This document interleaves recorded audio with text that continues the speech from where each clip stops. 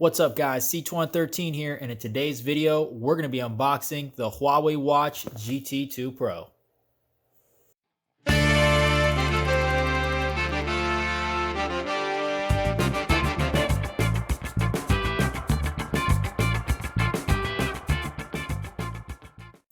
Alright guys, so what we got here is the Huawei Watch G2 Pro.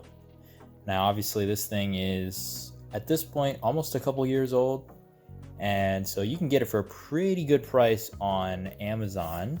I'd say it's in the low 200s in terms of price, but obviously things fluctuate. As always, I'll leave the link in the description. Now, I'm gonna be full disclosure, guys. I'm not a smartwatch person. You can see the type of watches I like to wear. Here's a limited edition Aragon watch that I have on. This one's got the Swiss ETA 2824 movement, sapphire crystal, all that stuff, and tritium lume as well. So I'm not a smartwatch person. I prefer analog, automatic, mechanical watches. But after receiving this as a gift, I figured why not show you guys what this thing is all about. So let's go ahead and take a look.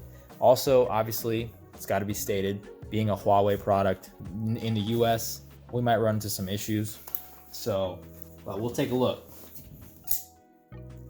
All right, so I will say, of all the smartwatches that I've seen, actually, can I open it this way? Oh, I can't, okay. This thing has the best exterior build that I've seen. So basically, when I look at it, I don't immediately think, oh, smartwatch. It actually would take me a second if I had to consider it. And that's what I like about it. I personally despise smartwatches that look like smartwatches. And so for me, I much prefer a smartwatch that looks very unassuming and like a classic standard regular watch. And to me, that is the sign of a good smartwatch, not a watch that tries super hard to look like a smartwatch, if that makes any sense. It's similar to how, so for example, electric or hybrid cars don't have to look any different than regular cars, but a lot of times they're designed that way just to make a statement so that people can say, I drive a Prius, I'm saving the environment. Well, I don't like that, especially when it comes to smartwatches. I think they should look classic. So let's take a look what's in the box. All right, so there we have the smartwatch. And again, I don't know if you can see that, there is actually a bezel around the outside. So this display does not actually go edge to edge on there. Not something I'm a huge fan of, to be honest, but I do see why they might have put that on there, sort of the faux bezel there, to give it sort of a continuous watch look. If we open this up, we should have our charging puck in here. Yeah, we do. Okay. Let's see here. All right. Oh, guess that bag's ripping. So there's our charging puck. And what else do we have? Anything else? Nothing else, it seems like. And then just got instructions. Oh, you got a warranty card. Let's take a look here. And we got our instruction manual or quick start guide in multiple languages. Any other documentation? See something else there. What is this? Hang on. Oh, I think it's just a repeat of the serial number stickers on the outside of the box. So nothing else to see. So now, of course, let's take the watch out. Let's see here. All right, so there it is. Another thing that I don't like, I got a nitpick here.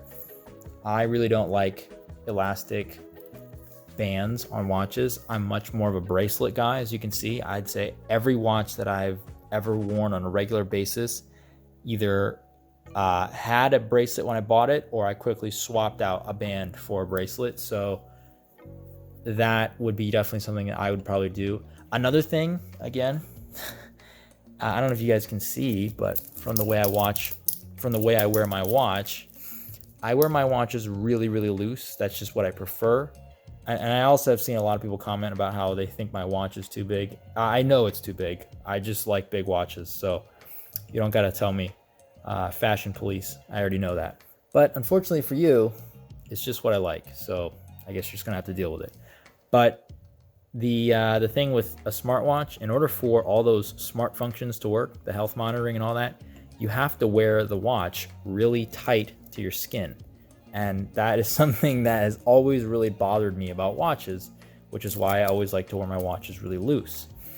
So that's going to be an interesting thing to see if I can get used to. If I decide to try this out, I'll probably try it out for at least a week. But anyway, guys, that's the unboxing portion. So what I'm probably going to do now is just download the app and see if I can get this thing set up. And if and when I do, I'll jump back.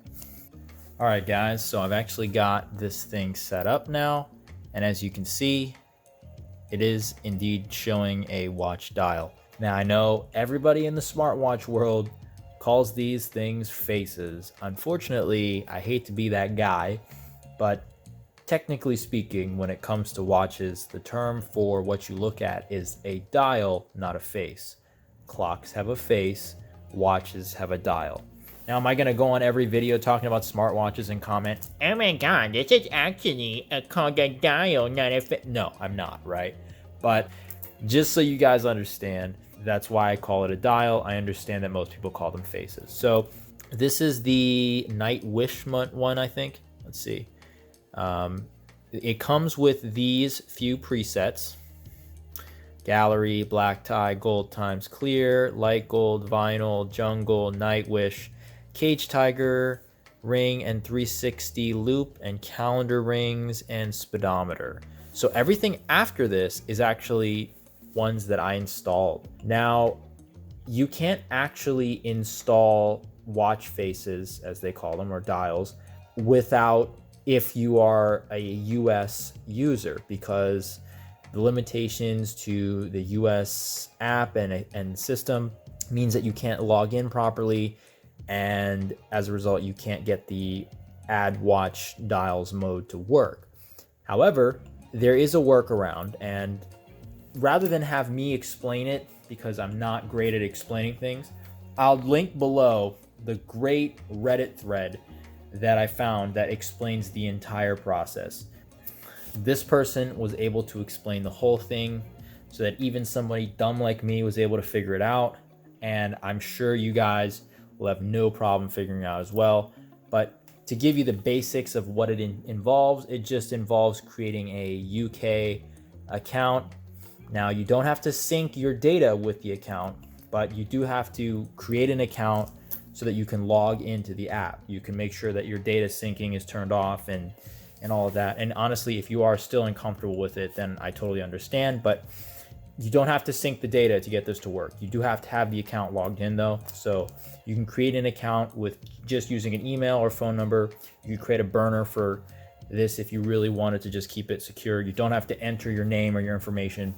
And by doing this and creating that UK account, and by reinstalling the application and setting it up as new and clean, it will think that your UK account in the UK when you first set it up, and that will basically allow the watch dials mode to be enabled. So that is how I've been able to install all these separate dials. And keep in mind, these are all free.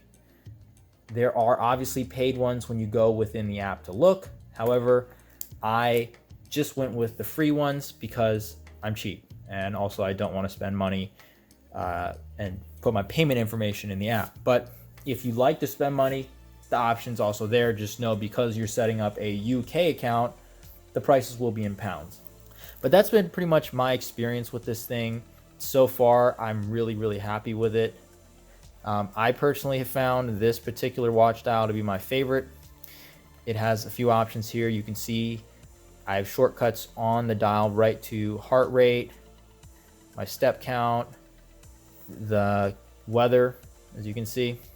Now, I am still at heart an analog mechanical watch lover. So you guys see in every video, I talked about this earlier, Here's my Aragon watch. This particular one is the Virtuoso Tungsten. This thing was a limited run watch that Wing did, and I love this thing. I love tritium. I love constant lume.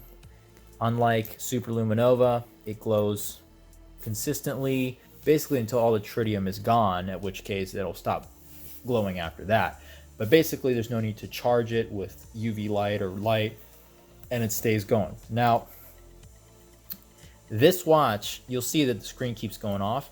There is actually something that I love, which for the longest time Apple Watches did not have, which is an always-on display. If we go into display here, you can go to here, and the one that I find that matches my favorite watch dial is light speed. So if we choose that, here is the thing that pops up, and you'll see this is one thing I've noticed that I dislike. This will cut your battery time in half. That I understand. And it will disable raise to wake. That I don't like. So if we set this to go back to the dial, you'll see I'll just leave it there. And I have the timeout set to like 20 seconds, so it'll take a while to time out. But once it goes to your always on display, it will not raise to wake, meaning it will only show the always on display. As you can see, this will stay on the whole time. And you may notice every now and then, I notice this, that it shifts around a bit. That's intentional. So the reason it looks like it's doing that is because it is doing that, and that's to avoid burn-in from having the elements on the always on display stuck in one place all the time. And you'll notice it dims out, but it actually does adjust for brightness. So if you go into a really bright area, the always on display will brighten up as well. The one thing I don't like is that raise to wake no longer works. So you can see it doesn't actually wake up to the display. You have to tap it, as you see. The reason why I don't like that, and I hear already some people are going to say, well, why do you need raise to wake? You know, you're just going to have the always on display anyway. Well, because I might want to be able to look at my actual watch dial with whatever extra stuff I have on it without having to tap the screen. If I've got my other hand occupied or whatever, I'd like to have that. But I also like to have the always on display, because if, let's say, I'm doing something with my hands where they're maybe in this position or I'm typing or something like that, there isn't really a nice motion to get the raise to wake to work. And those are situations where the always on display is nice, because otherwise I've either got to touch this button to wake it up, or I've got to tap the screen, both of which require an extra hand. So that is where having either the always on display or having the raise to wake, or ideally both, are great. And there's obviously situations where one or the other is better.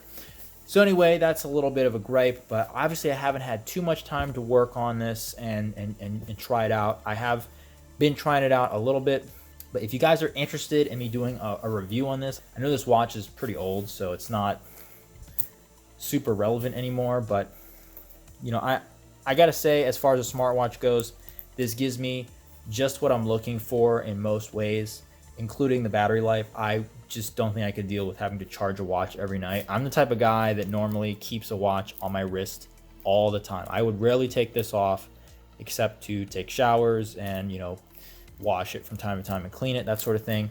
So, you know, that isn't a problem. And actually, that's what's great about this. Because I always wear my watch, the sleep tracking has actually been pretty useful. Last thing, if you notice, I already got a bracelet for it, so that's pretty nice. But now I've got that fit pretty good.